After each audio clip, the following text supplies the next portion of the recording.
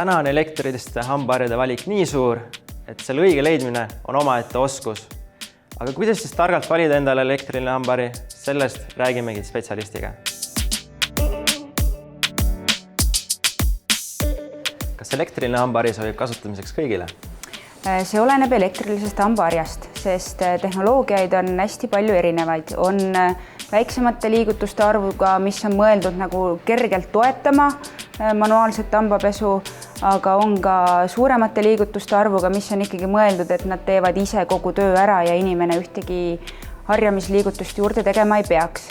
Et põhilised on siis keerlev roteeruv pea ja siis vibreeriv, nagu näiteks Sonic tehnoloogia. Keerleva peaga elektriliste puhul peab olema ettevaatlik, et kuna liigutus on hästi pikk, võib kogemata inimene kraapida enda ligemeserva, hambaemaili või näiteks kroonide ja breketite puhul endale haiget teha. Vibreeriva tehnoloogia puhul, kuna liigutus on väiksem, siis seda ohtu pole, et ta on suus pehme ja võivad kasutada kõik alates 3. eluaastast. Kas ja miks on elektriline hambahari parem kui tavaline? Vibreeriva suure liigutuste arvuga elektriline hambahari on parem sellepärast, et ta puhastab hambad kiiremini ja korralikumalt.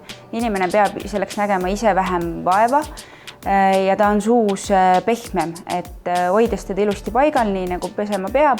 Ta ei kraabi ära hambaemaili, ei lükka üles igemeserva, et ta on suus hästi pehme, mis aitab stimuleerida ka igemete vereringet. Inimesed siis hambaharja ostma hakates peaksidki mõtlema, et mis on nende mured ja probleemid. Kui suu on tundlikum, siis tuleks valida hambahari, millel on peal sensitiivprogramm või saab intensiivsust reguleerida.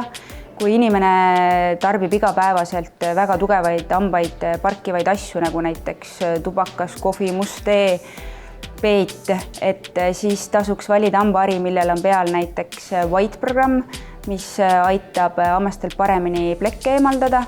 Kui on igemetega probleeme, siis on olemas ka gum-care-programmid, mis aitavadki ekstra stimuleerida igemete vereringet, et nad muutuks tugevamaks. Inimene peaks valima endale hambaharja vastavalt siis enda soovidele.